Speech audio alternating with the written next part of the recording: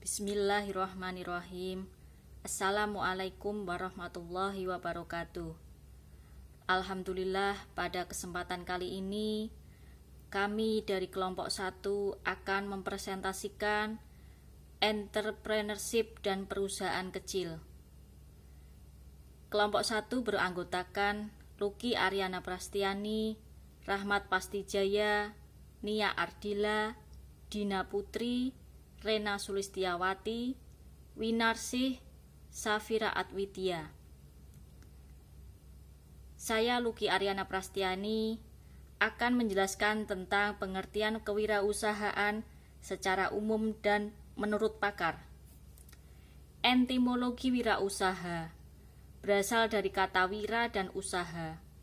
Wira berarti pejuang, pahlawan, manusia unggul, teladan, berbudi luhur, gagah berani, dan berwatak agung. Usaha bermakna kegiatan dengan mengerahkan tenaga pikiran dan fisik untuk mencapai sesuatu maksud. Wirausaha secara terminologis, wirausaha adalah kemampuan untuk menciptakan, mencari, dan memanfaatkan peluang dalam menuju apa yang diinginkan sesuai dengan yang diidealkan. Dalam bahasa Perancis, kata wirausaha adalah entrepreneur. Entre berarti antara, prendre berarti mengambil. Kata ini pada dasarnya digunakan untuk menggambarkan orang-orang yang berani mengambil resiko dan memulai sesuatu yang baru. Diterjemahkan ke dalam bahasa Inggris dengan arti go between atau between taker, yang bermakna perantara. Sebagai contoh, pengertian go between atau between taker adalah pada saat Marco Polo merintis jalur pelayaran perdagangan di mana Marco Polo setuju menandatangani kontrak untuk menjual barang dari pengusaha. Kontrak ini memberikan pinjaman dagang kepada Marco Polo dengan bagian keuntungan sebesar 20% termasuk asuransi. Pemilik modal tidak menanggung resiko apapun, sedangkan si pedagang yang berlayar menanggung resiko besar. Kewirausahaan adalah akronim dari kreatif, energik, wawasan luas, inovatif, rencana bisnis, agresif, ulet, supel, antusias, hemat, asa, antusias, negosiatif. Dari akronim tersebut terlihat bahwa ciri-ciri wirausaha yang berhasil dan sikap yang harus dimiliki wirausaha. Ciri-ciri wirausaha yang berhasil. Ciri-ciri wirausaha pada diri seorang bisa merupakan sebuah bakat alamiah atau dikembangkan melalui latihan dan kerja keras, dan memahami apa aja kualitas seorang pengusaha bisa membantu seorang dalam mengembangkan bisnis mereka. Misalkan, ciri-ciri tersebut adalah sebagai berikut. 1. Bersemangat. 2. Keterampilan sosial. 3. Empati atau kecerdasan emosional yang tinggi. 4. Punya pikiran terbuka terhadap pandangan, kritik, dan kegagalan. 5. Memperlakukan pelanggan sebagai raja. Sikap yang harus dimiliki seorang wirausaha. Sikap wirausaha yang selalu ingin tahu membuat wirausaha, selalu menyukai tantangan. Sikap wirausaha salah satunya adalah bersikap positif dalam hal melibatkan kegagalan. Sikap tersebut adalah sebagai berikut. 1. Memiliki kemauan keras. 2. Bertekad kuat. 3. Berani mengambil risiko. 4. Tahap banting dan tidak cengeng. 5. Ikhlas dan bersyukur. Resiko dalam entrepreneurship dan perusahaan kecil. Pengertian. Menurut Hanggraini, resiko adalah peristiwa atau kejadian-kejadian yang potensi untuk terjadi mungkin dapat menimbulkan kerugian pada suatu perusahaan.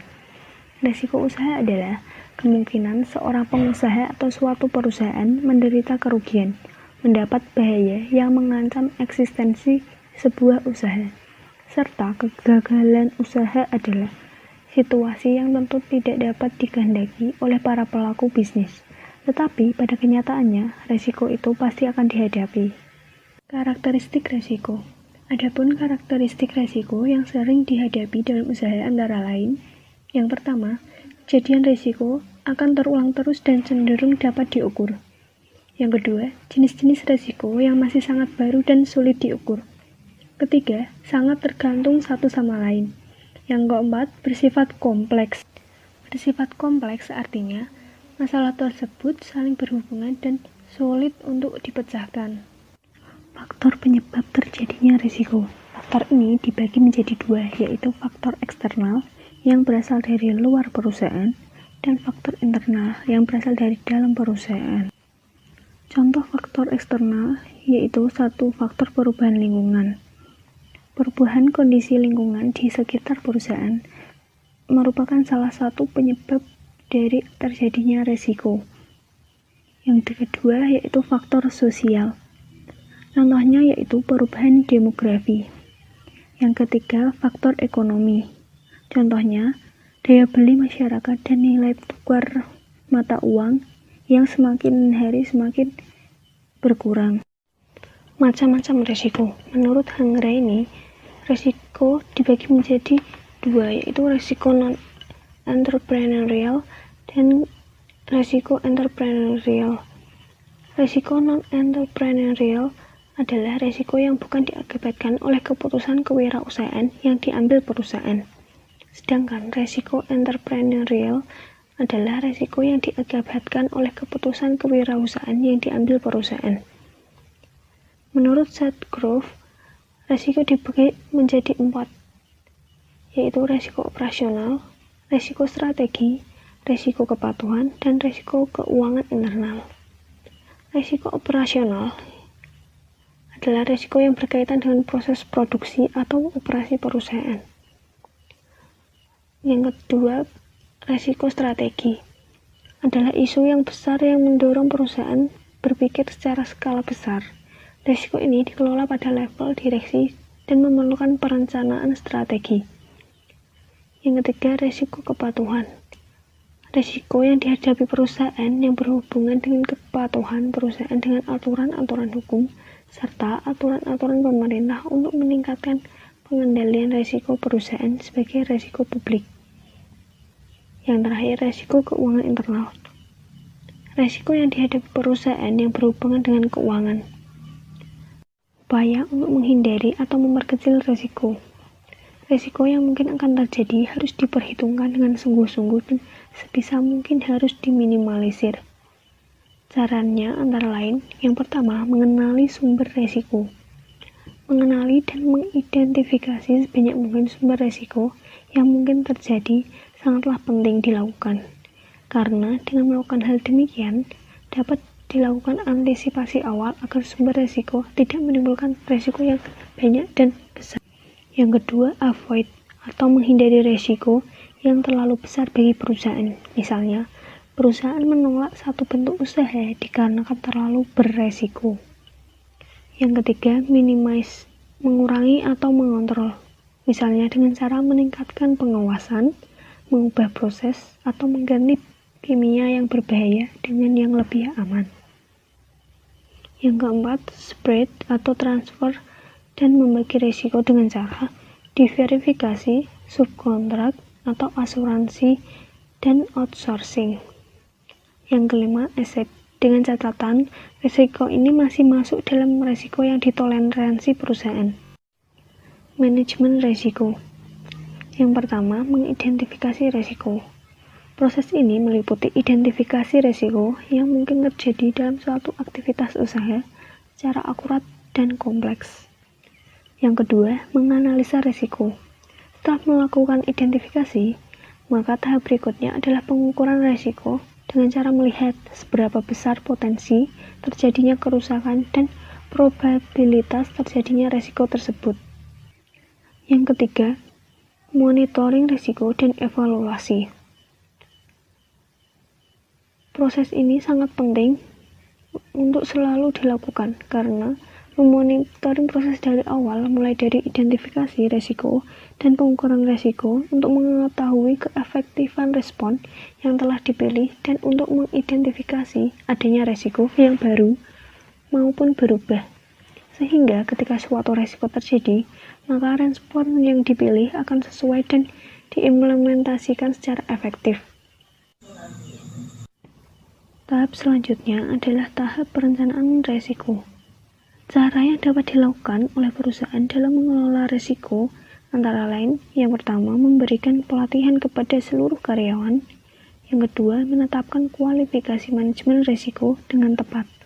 Yang ketiga, pembagian tanggung jawab. Dan yang keempat, mengelola proses.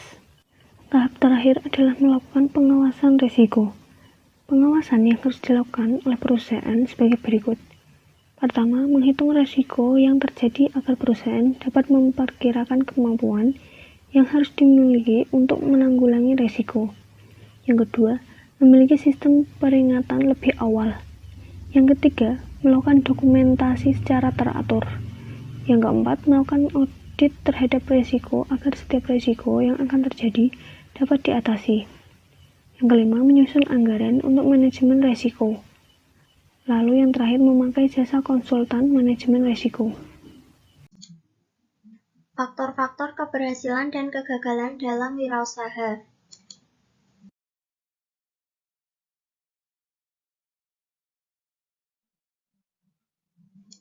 Ada 5 faktor keberhasilan wirausaha. 1. Faktor manusia. Faktor manusia adalah faktor utama untuk mencapai keberhasilan, sebab tanpa ada yang menjalankan maka peralatan yang canggih sekalipun tidak akan berguna. 2. Faktor keuangan. Faktor keuangan juga penunjang dan pendukung keberhasilan dalam berwirausaha. Sebab tanpa adanya uang, usaha tidak akan mampu berjalan. 3. Faktor organisasi. Dengan adanya organisasi, maka sumber daya masuk ke dalam suatu pola, sehingga orang-orang yang bekerja di dalam perusahaan dapat bekerja secara berdaya guna dan berhasil guna untuk mencapai suatu tujuan. 4. Faktor mengatur usaha. Pengelolaan usaha yang baik akan membantu tercapainya keberhasilan dalam bidang usaha tertentu. 5. Faktor pemasaran. Pemasaran dapat menentukan mati hidupnya perusahaan, akan tetapi kegiatan yang lainnya tidak boleh diabaikan.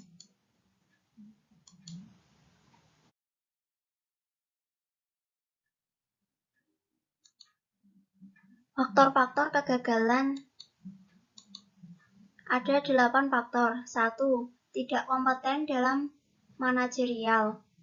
Sebab tidak kompeten atau tidak memiliki kemampuan dan pengetahuan mengelola usaha menyebabkan perusahaan kurang berhasil. 2. Kurang berpengalaman baik dalam kemampuan teknik, kemampuan memvisualisasikan usaha, kemampuan mengkoordinasikan, kemampuan mengelola sumber daya manusia, maupun kemampuan menginteraksi operasi perusahaan. 3. Kurang dapat mengendalikan keuangan. Sebab perusahaan yang berhasil dengan baik, faktor yang paling utama adalah keuangan.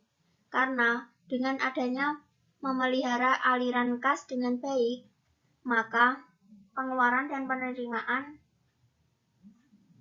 mengakibatkan aliran kas menjadi lancar dan perusahaan terus berjalan.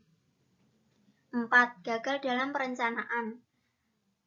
Perencanaan sama juga dengan titik awal dari suatu kegiatan. Sekali gagal dalam perencanaan, maka akan mengalami kesulitan dalam pelaksanaannya. 5. Lokasi yang kurang memadai.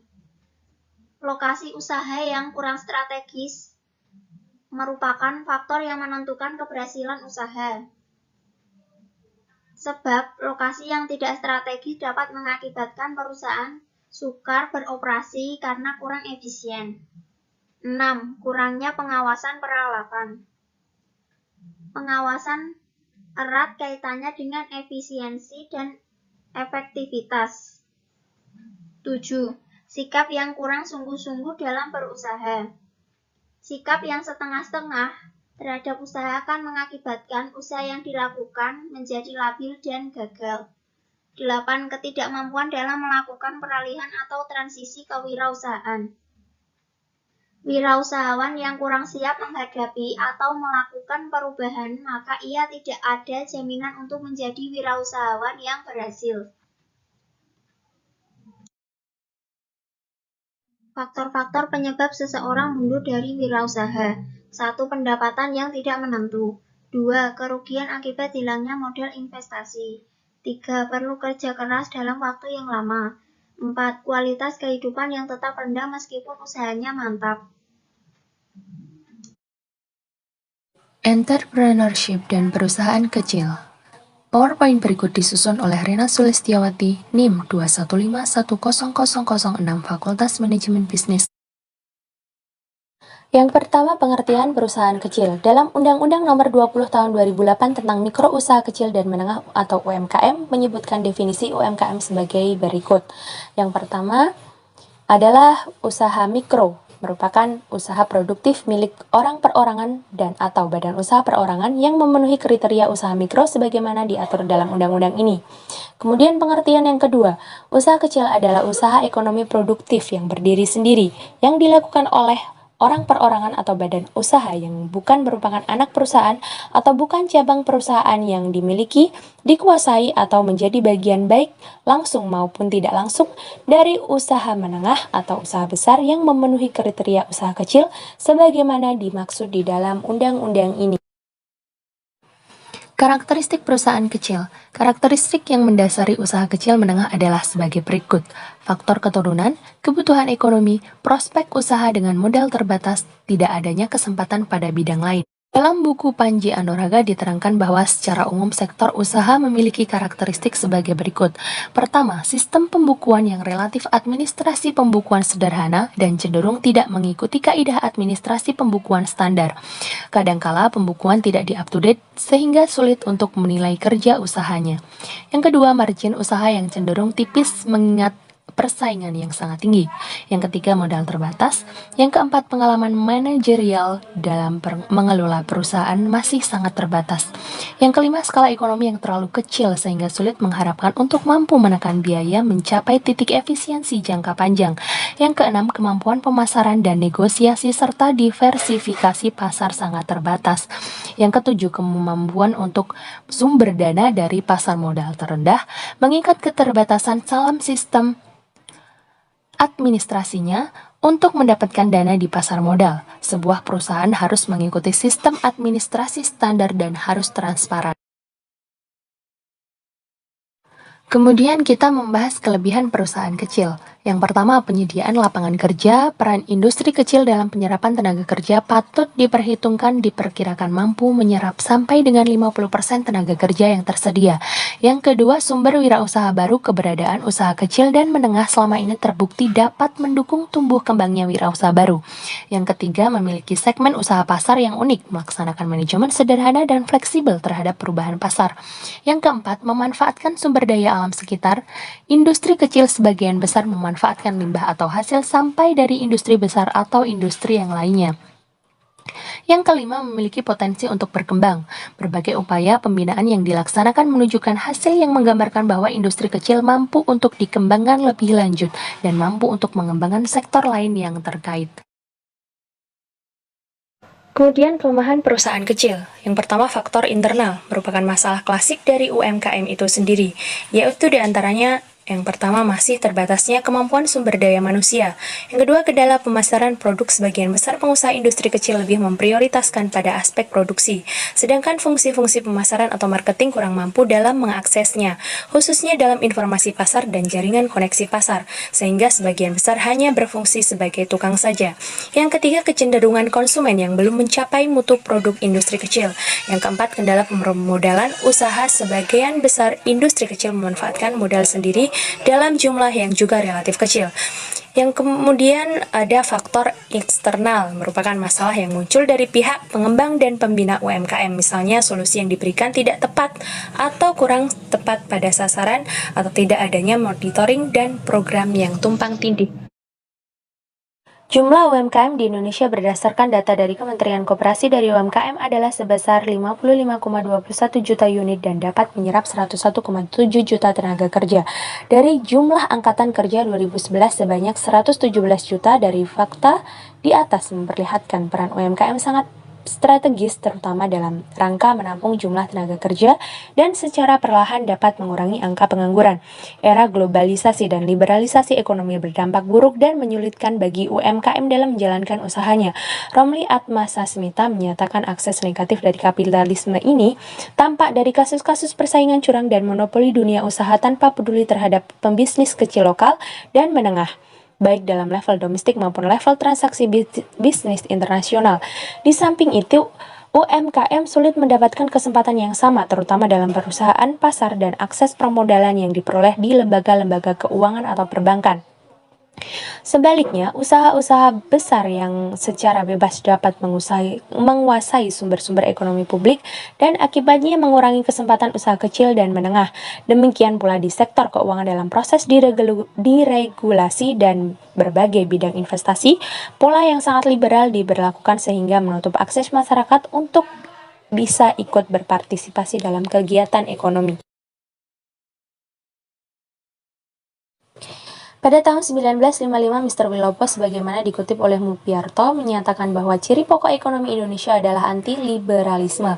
Ekonomi anti-liberal harus berdasarkan pada asas kekeluargaan. Artinya, kegiatan ekonomi tidak lagi bermotif pada keuntungan perseorangan semata, melainkan pada motif untuk melayani kepentingan masyarakat. Namun demikian, hak-hak perseorangan masih tetap diakui, tetapi berfungsi sosial dan dihormati oleh masyarakat. Konsep fungsi sosial bermakna pada kepentingan umum lebih didahului dari kepentingan pribadi, meskipun hak-hak individual tetap diakui dan dilindungi negara. Kemudian fakta perusahaan kecil di dunia. Menurut Herman R., standar moral dalam bisnis harus dituangkan dalam aturan-aturan hukum yang diberi sanksi. Disinilah letaknya campur tangan negara dalam persaingan bebas dan kebebasan berkontrak untuk melindungi pihak yang lemah. Oleh karena itu, hukum juga sepanjang sejarah bersumber hukum dan mengandung nilai-nilai moral. Dalam hukum ini menjadi penting pelaksanaan yang sungguh-sungguh dari undang-undang larangan monopoli dan persaingan curang. Di semua negara termasuk Amerika Serikat tersendiri yang menganut paham liberalisme ekonomi telah memiliki UU anti monopoli sebagaimana yang tertuang dalam Sherman Act 1914, Clayton Act, dan peraturan lainnya. Di Indonesia, peraturan yang mengandung persaingan bisnis adalah UU Nomor 5 Tahun 99 tentang larangan praktek monopoli dan persaingan usaha tidak sehat. Dalam UU Konsideran UU tersebut, tujuan dari larangan praktek monopoli di antaranya adalah untuk memberikan kesempatan yang sama bagi semua warga ikut berpartisipasi di dalam proses produksi dan distribusi barang atau jasa. Alasan seseorang tertarik dengan perusahaan kecil. 1. Banyak orang yang terlibat dalam perusahaan kecil. 2. Usaha-usaha kecil menghasilkan kelompok yang senasib yang bisa sangat vokal dan besar sehingga secara politis tidak mungkin diabaikan. 3. Para pelaku atau pekerja dan kadang pemiliknya cenderung kurang mampu terkait dengan pendapatan dan standar hidup. 4. Perusahaan kecil menawarkan banyak kesempatan kerja. 5. Perusahaan kecil mengurangi kemiskinan dan memiliki sumbangan terhadap pembangunan ekonomi nasional. Kekuatan perusahaan kecil dibagi menjadi 6 poin. 1. Sentuhan pribadi. 2. Motivasi yang lebih tinggi. 3. Fleksibilitas yang tinggi. 4. Minim birokrasi. 5. Melayani pasar lokal atau domestik. 6. Produk atau jasa yang tidak menarik perhatian atau tidak mencolok. Kelemahan perusahaan kecil dibagi menjadi 5 poin, yakni 1. Modal terbatas. 2. Kredibilitas. 3. Permasalahan pegawai. 4. Tingginya biaya langsung. 5. Keterbatasan kualitas produk. Saya, Safira Adwitya Putri, akan menjelaskan faktor yang mengakibatkan kegagalan dan keberhasilan entrepreneurship. Faktor yang dapat mengakibatkan kegagalan dalam berwirausaha.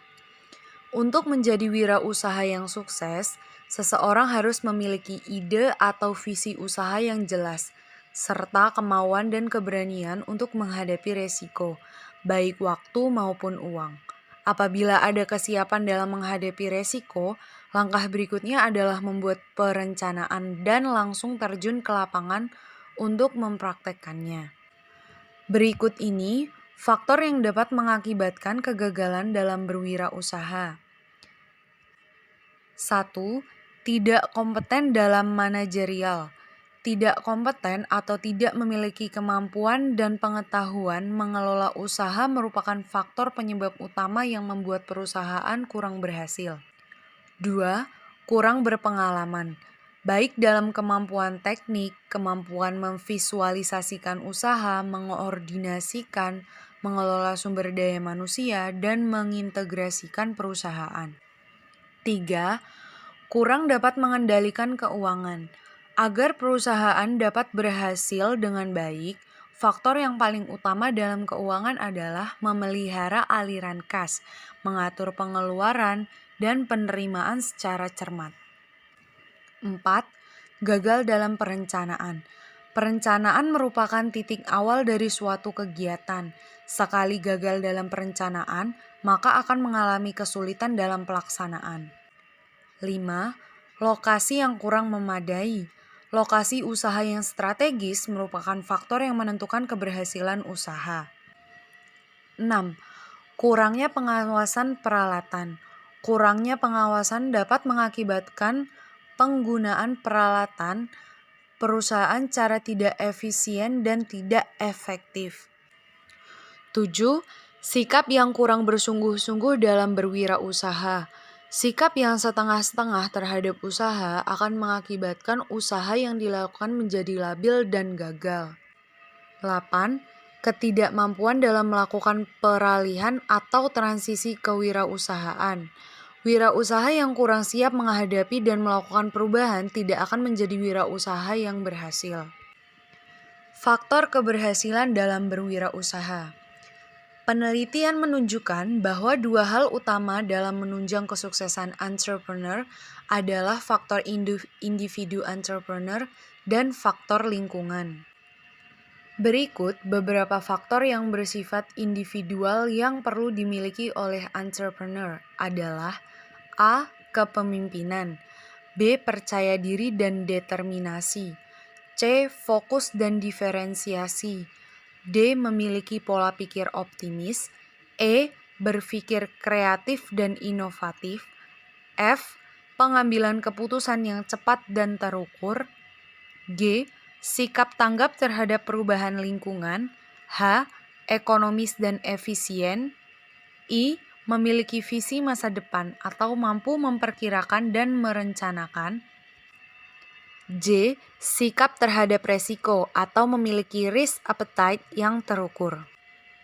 Selain hal-hal yang bersifat inherent dalam diri entrepreneur, terdapat pula faktor eksternal yang dapat mendukung kesuksesan entrepreneur di antaranya. 1. Adanya landasan legal yang kondusif dalam bentuk peraturan perundangan yang mendukung tumbuh dan berkembangnya entrepreneurship secara natural. Sebagian besar entrepreneur adalah usaha kecil dan menengah. Demikian lingkungan yang tercipta haruslah mendukung UKM untuk memiliki akses ke sumber pembiayaan, akses pasar, akses teknologi, dan akses informasi. 2. Adanya budaya dan pola pikir atau mindset yang mendukung entrepreneurship sebagai sumber nafkah. Kegagalan dalam berusaha dipandang sebagai suatu proses pembelajaran dan bukan sebagai alasan untuk meninggalkan kegiatan usaha. Hasil penelitian menunjukkan bahwa dukungan keluarga inti atau spouse merupakan salah satu faktor keberhasilan entrepreneur.